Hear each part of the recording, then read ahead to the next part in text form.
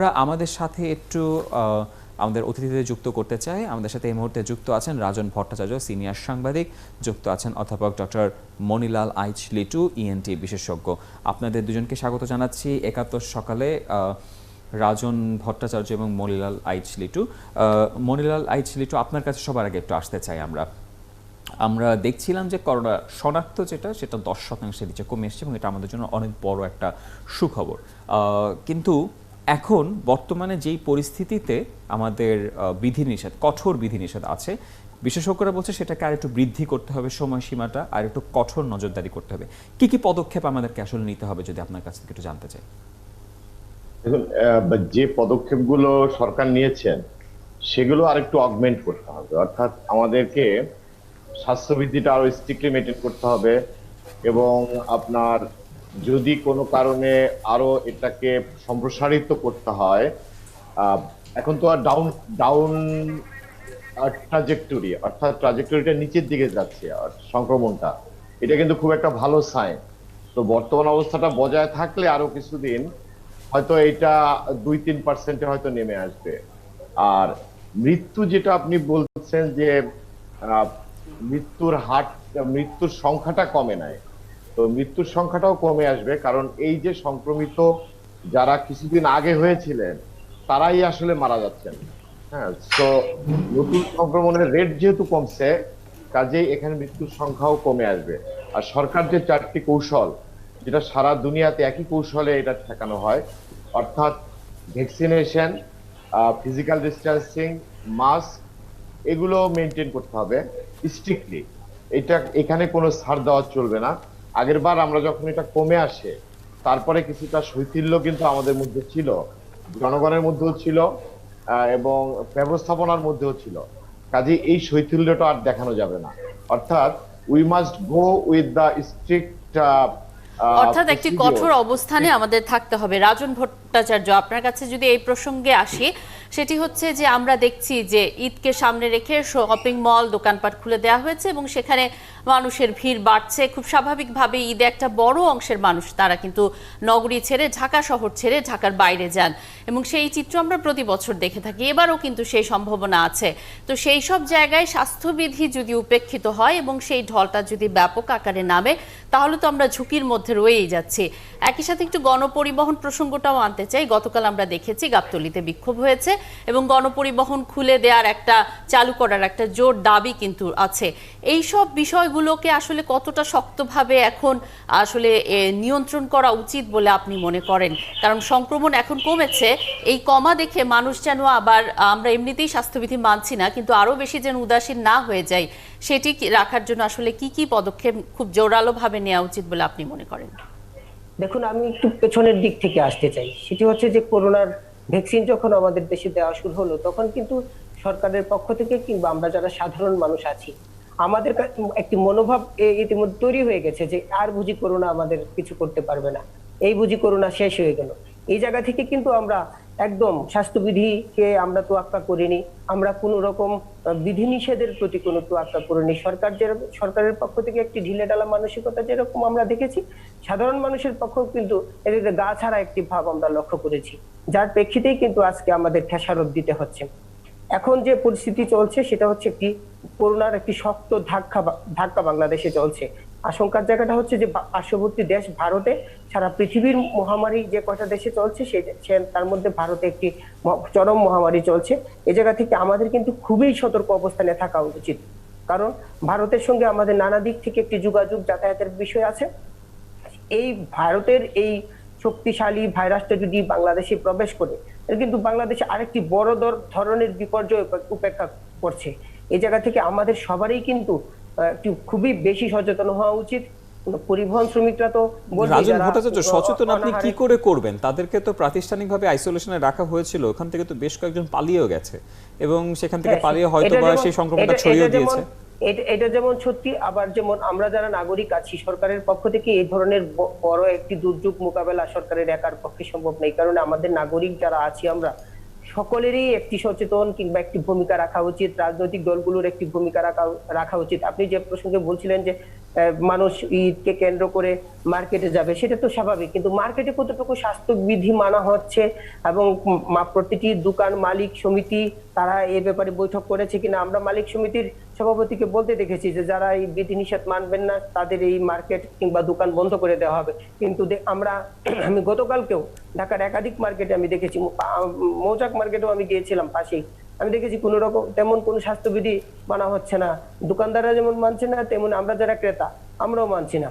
পরিবহন শ্রমিকদের কথা বলছেন, পরিবহন শ্রমিকদেরকে আসলে যারা খেটে খাওয়া মানুষ তাদের তো একটি দুর্ভোগের চিত্র আছে। যেহেতু সামাজিক কর্মসূচির আওতায় সবাইকে আনা যায়নি, সুরক্ষার জায়গায় সবাইকে আনা সম্ভব হয়নি, তারা তো দাবি জানাবেই। রাজন ভট্টাচার্য, আমরা যেহেতু এই যে মানছি না, কিন্তু আমাদেরকে মানানোর ব্যবস্থাও তো আমরা দেখছি না, কোনো ধরনের নজরদারিও তো দেখছি না, বা এমন কোনো পদক্ষেপ যেটি দেখে হয়তো বা আমরা মানতে বাধ্য হব সেটিও তো আমরা দেখছি না। আমি সেটাই বলছি। ধরুন আজকে পরিবহন মালিক সমিতির পক্ষ থেকে জাতীয় প্রেস ক্লাবে একটি প্রেস কনফারেন্স আয়োজন করা হয়েছে, হয়তো তারা এই দাবি জানাবে যে দ্রুত পরিবহন খুলে দেওয়ার জন্য। আচ্ছা রাজন ভট্টাচার্য, আমি একটা ছোট প্রশ্ন আপনার কাছে একটু রাখতে চাই, আমার কিউরিওসিটি কাজ করছে। ধরুন আমরা যদি গণপরিবহনে যে শ্রমিকরা কাজ করে তারা যদি প্রতিদিন সার্জিক্যাল মাস্ক কেনে, একটা মাস্ক 5 টাকা করে, একটা মাস্ক তারা হয়তো বা 1 থেকে 2 দিন ব্যবহার করতে পারবে, একদিনই ধরলাম, তো তাদের মাসে প্রায় যদি 30 দিনের হিসেবে 150 টাকা সেখানে ব্যয় করতে হবে, যেটা তাদের জন্য আসলে অনেক বেশি। তাহলে এই পরিবহন শ্রমিক মালিক সমিতি যারা এই পরিবহন শ্রমিকদেরকে মাঠে নামানোর কথা বলছে যে তাদের এখন অনাহারে আর রাখা যাবে না, তাদের কাজ করতে হবে, তাদের জন্য কি নিজেরা মাস্ক সাপ্লাই দিবে? কারণ যদি কাপড়ের মাস্ক কিনতে যায় সেটা কিন্তু অনেক ব্যয়বহুল, তারা কি এই উদ্যোগটা নিচ্ছে? আমার তো মনে হয় যে পরিবহন মালিক সমিতি তো কেউ আসলে গরিব না। দীর্ঘদিন একটা জায়গায় পরিবহন শ্রমিকরা কাজ করেছে, তাদের বেতন ভাতা নিয়মিত হচ্ছে না, তাদের নিয়োগপত্র নেই, তারা একটি মানবেতর জীবনযাপন করছে। সেই জায়গা থেকে কিন্তু পরিবহন মালিকরা তাদের শ্রমিকদের সুরক্ষার জন্য কিন্তু খুব একটা এগিয়ে আসছে না। কিন্তু বাস্তব আমরা গত বছর এটি দেখেছি, এবারও কিন্তু এটি লক্ষ্য করলাম। যে জায়গা থেকে শ্রমিকদের সুরক্ষার জায়গাটি মালিকদের একটি আলাদাভাবেই দেখা উচিত। এই কারণে যে একটি মাস্ক ব্যবহার করতে দিলে কিংবা সুরক্ষা সামগ্রী দিলেই পরিবহন মালিকরা দুর্বল হয়ে যাবে, গরিব হয়ে যাবে, তারা অনেক কথাই বলেন, কিন্তু বাস্তবতা তো তা না। আমরা দেখেছি যে যখন পরিবহন শ্রমিকদের 60% বৃদ্ধি করে প্রতি 2 সিটে 1 যাত্রী নেওয়ার পরিকল্পনা হয়েছে, তখন আমরা অনেক আন্তঃজেলায় দ্বিগুণ ভাড়া নিয়েছে অনেক পরিবহন কোম্পানি, প্রতি যাত্রীর কাছ থেকে দ্বিগুণ ভাড়া আদায় করেছে।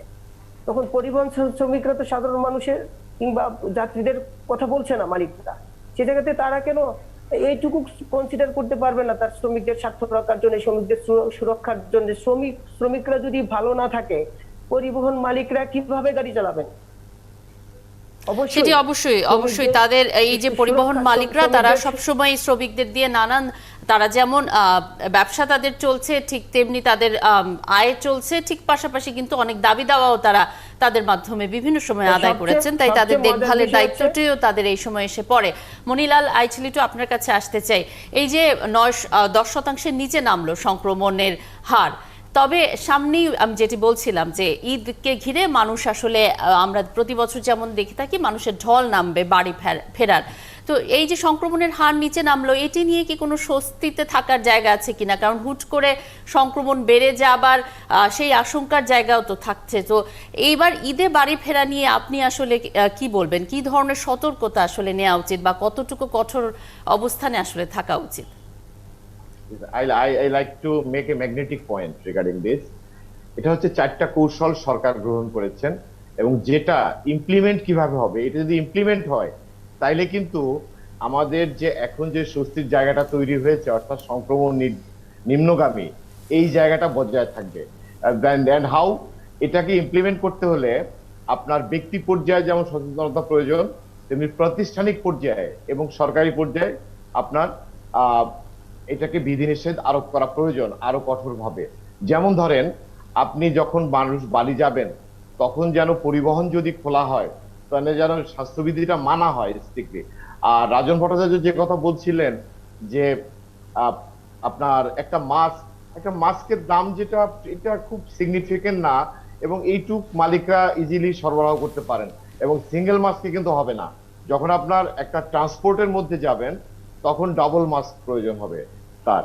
আর যত কম একটা কমন এসি এনভায়রনমেন্টে থাকা যায় সেটা কিন্তু আপনার প্রয়োজন, যেমন ভেন্টিলেশন যদি থাকে গাড়িতে যদি এসি না দেওয়া হয় তাইলে কিন্তু সংক্রমণের সংখ্যা অনেক কমে যাবে।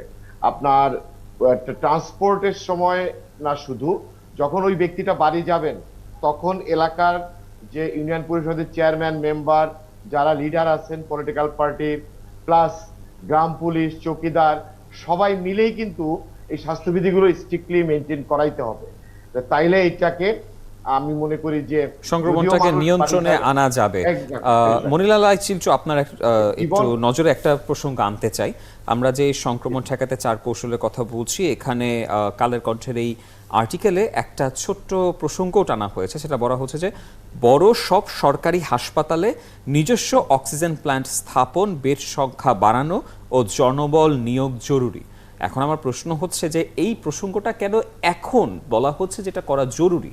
গেল বছর যখন করোনার সবচেয়ে বড় সংকটে আমরা পড়েছিলাম, আমাদের কাছে পুরো ব্যাপারটা নতুন ছিল, কিন্তু নতুন ওই সমস্যাটার উত্তরণও তো আমরা করতে পেরেছিলাম খুব সুন্দরভাবে। করার পর কেন আমরা আসলে তখন এই সিদ্ধান্তগুলো নেইনি?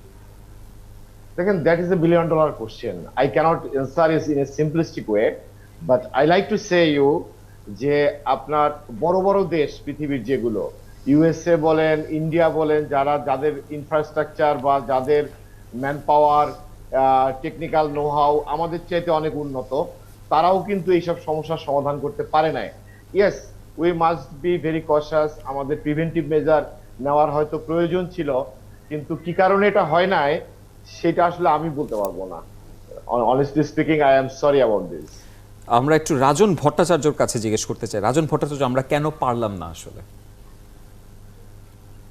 পারলাম না পারার পিছনে তো বহু যৌক্তিকতাই আছে। আমি তো শুরুতেই বলেছি যে করোনার প্রথম ধাক্কা যখন শেষ হয়ে যায়, ঠিক তখন ভ্যাকসিন দেওয়া শুরু হলো বাংলাদেশে। আমরা সবকিছু গা ছেড়ে দিলাম, এই বুঝি করোনা চলে গেল, যে কারণে সবকিছু শিথিল হয়ে গেল। সরকারের যে ধারাবাহিকতাটুকু রক্ষা করার দরকার ছিল, বিপর্যয়টি আরো আসতে পারে। কিন্তু আমাদের স্বাস্থ্য বিশেষজ্ঞরা কিংবা আমাদের WHO এর পক্ষ থেকেই কিন্তু প্রতিবারই বলা হচ্ছিল যে এই ধরনের ধাক্কাই প্রথম না, দ্বিতীয় ঢেউ এবং আরো বেশি শক্তিশালী হয়ে বিভিন্ন দেশে মানে আক্রমণ করেছে।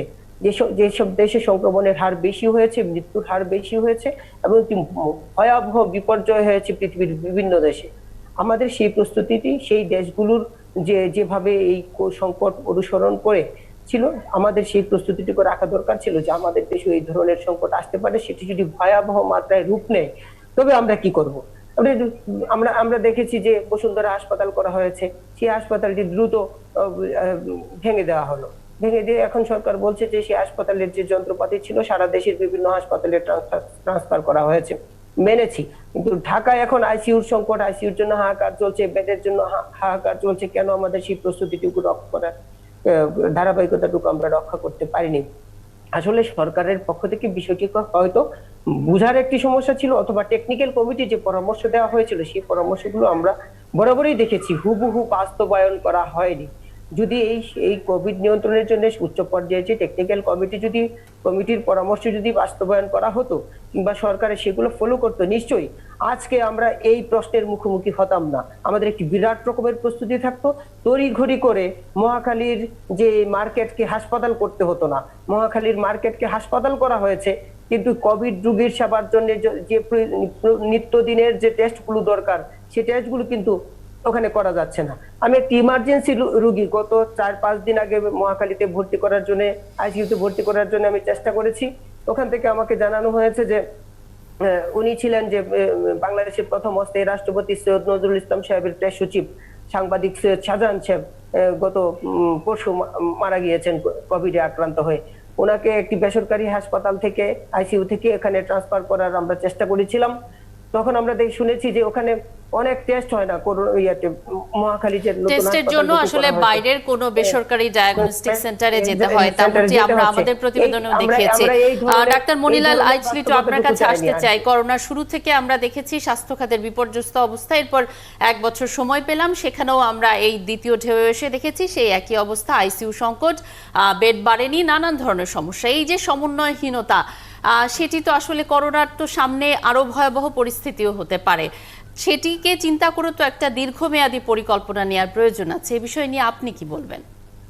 আসলে আমি আপনার সাথে একটু দ্বিমত পোষণ করি। সেটা হচ্ছে যে স্বাস্থ্য খাতের বিপর্যস্ত অবস্থা বিষয়টা এরকম না। বিষয়টা হচ্ছে যে হঠাৎ করে যখন অনেক করোনার রোগী চলে আসলো, তখন কিন্তু স্বাস্থ্য খাত খুব অল্প দিনেই কিন্তু গুছিয়ে তারা কিন্তু এগিয়ে গেছে, এবং আমাদের দেশে কিন্তু করোনার যে সংক্রমণ এবং আদার যে কমপ্লিকেশন, সেটা কিন্তু মৃত্যু, এটা কিন্তু আমাদের দেশে অত্যন্ত কম। পৃথিবীর অন্য দেশের যদি আমরা কম্পেয়ার করি, আমাদের জনসংখ্যা, আমাদের হ্যাঁ ইউ ক্যান সে যে হ্যাঁ এই যে এখানে যে প্রক্রিয়াগুলো করতে হয়, ইনফ্রাস্ট্রাকচার বিল্ড আপ করতে হয়, সেগুলো অত্যন্ত ব্যয়বহুল এবং টেকনিক্যালিও। কিন্তু সেখানে কিন্তু আমরা অনিয়মও দেখেছি। আজকে প্রথম আলো শিরোনামে যদি আপনি দেখেন 350 কোটি টাকার জরুরি কেনাকাটায় অনিয়ম, এই ধরনের অনিয়মের খবর কিন্তু আমরা গত 1 বছরের বেশি সময় ধরে করে আসছি। এবং আপনার 71-এ আমি আলাপ করেছি এর আগে, গত বছর, আগের বছর। আপনি জানেন স্বাস্থ্য খাতের অনিয়ম না, শুধু বাংলাদেশের সব খাতেই নিয়ম এবং অনিয়ম আছে।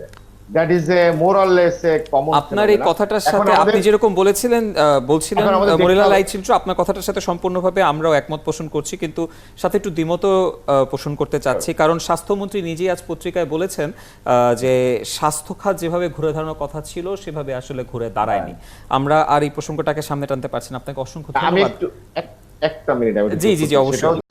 সেটা হচ্ছে যে অনিয়মের অভিযোগ উঠলেই আমাদেরকে দেখতে হবে যে ওই অনিয়মটা আসলেই অনিয়ম কিনা। অভিযোগ কিন্তু অভিযোগ।